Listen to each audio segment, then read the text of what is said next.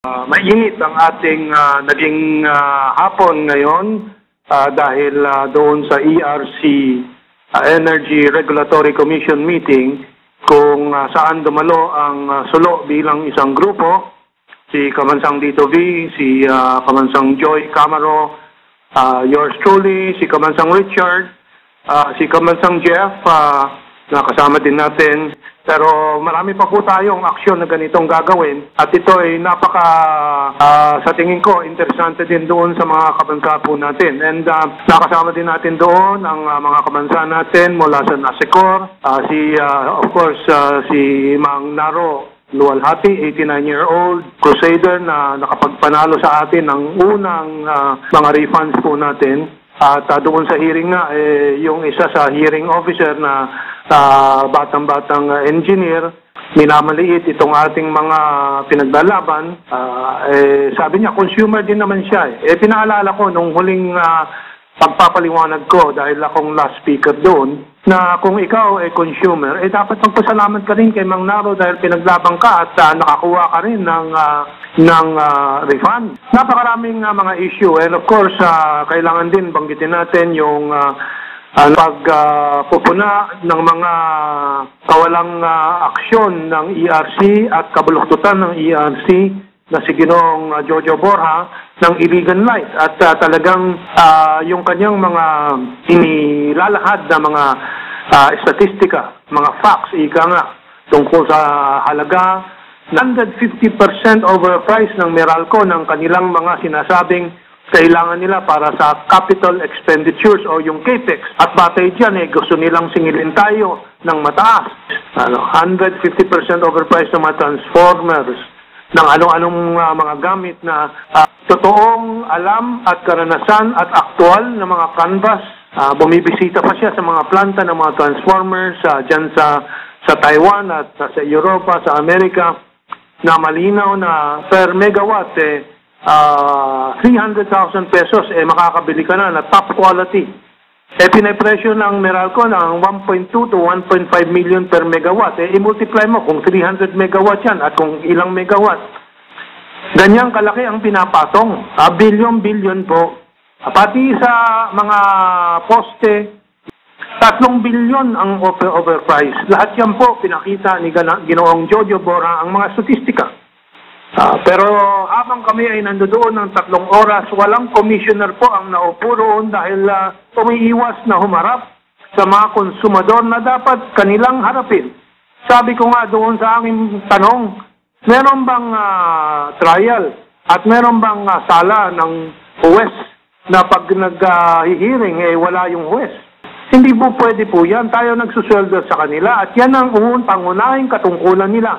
Pero alam naman natin na itong lahat na to, tulad ng mga general dyan sa AFP na mga napakasama na ng mga record sa publiko dahil ngayon lumalabas na noon din itong mga general ay ating binulgar na at marami nang nakakaalam, pati yung mga senador at kongresista na alam nila lahat yung nangyayaring yan, na wala naman silang ginawa. Hinintay pa tayo, hinintay pa si Trillanes, hinintay pa hanggang ngayon na lahat na ito ay mabulgar na. At nung nakaraang Biyernes, sinulat natin, pinahagingan na natin na yung congressman na tumakbo nung huling halalan, na talo, inappoint sa luwa, yan ay tumatanggap para sa mga approval ng mga budget at iba pa. At may kontrata pa, hindi pa lumalabas yan si Pichay.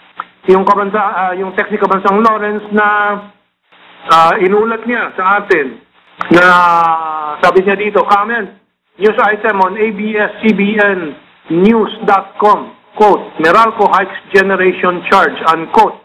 This is due to low demand in the previous month daw. Hindi ko na binasa, sabi ko, hindi ko na babasahin itong mga expletives para magtanong-tanong sila sa sarili nila kung ano yung hindi ko binasa. Sabi kasi ni Kabansang Lawrence, walang hiya talaga.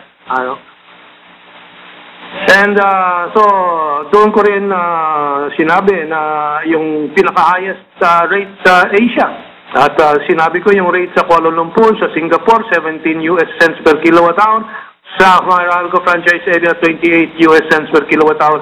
At makikita nila yan sa Wikipedia kung gusto nilang examinin yung mga figures na yan. Pero alam naman ng lahat na walang kwenta yung ERC. At sinabi ko nga, meron ba sana ditong whistleblower? Tulad yan sa mga general, lumabas na ang whistleblower. Meron ba diyang may konsyensya? Tulad ni Heidi Mendoza. Of course, itong mga ito, atrasado rin, pero okay. Dahil sumama na sila sa ating krusada na ating sinumulan na higit 1 dekada na. At pinagsakripisyohan nila Senator Trillanes, sila General Lim, ng kung ilang taong kulong. At ang mga aksyon nila, Mang Naro, Luwalhati, at sila Jojo Boras, siguro ang susunod ay pupunta tayo sa korte tulad ng ginawa ni Mang Naro noon. At doon isang pagpipigil sa implementasyon ng PBR, Performance-Based Rate, na binabatay ang kanilang mga sisingilin sa atin sa kanilang deklarasyon ng kanilang gagastusin daw para sa capital expenditure, para sa improvement daw ng kanilang serbisyo na hindi lang 150%, merong ibang bagay dyan na malalong mataas pa, no, na kanilang improvement daw na gagawin. Ay napakalinaw po sa figures po, statistika, nababatay doon sa binigay na mga pag-assess ng Asian Appraisal Corporation. Sabi nung Meralco at nung ERC, meron daw silang sarili, yung SKM na Europeano na appraiser ng mga assets na to na i-improve daw. Yung SKM, kasabot na dahil sa lahat ng mga proposisyon ng Meralco, babawasan lang nila ang 5%, sasabihin nila, ito na ang tama. Samantalang yung Asian Appraisal, 70% pa sobra yung mga estimates ng SKM. Kasabot talaga. Ang pinakamasama nga, ayaw humarap itong mga ERC commissioners, nire-railroad na lang yung mga proceedings, yung mga talagang napakatibay, napakalakas na mga argumento at impormasyon at statistika na pinapakita ni Jojo Bora at ni Mang Naro Luwalhati at ng NASICOR, kanina si Butch Hunya ng opinyon ng kasama natin, and then si Mrs. Attorney Mauricio, asawa po ni Attorney Batas Mauricio, ang humarap, at yung ibang mga petitioners pa. So talagang nung binasa ko yung text ni Kabansang Lawrence, nagsilingunan yung mga Meralco at nagtatanong, meron na naman bang pagtaas?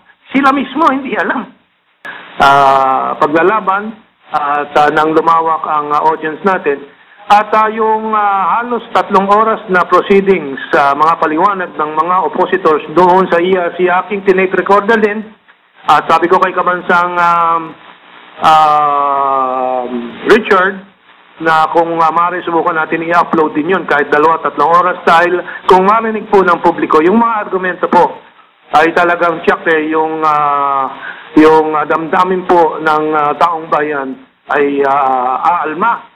At sabi ko nga doon sa huling salita ko doon na parating na ang panahon na magtutustos po tayo dito sa mga oligarchs. Sabi ko yung mga maliliit, yung mga medium level, wala kayong kasalanan dyan.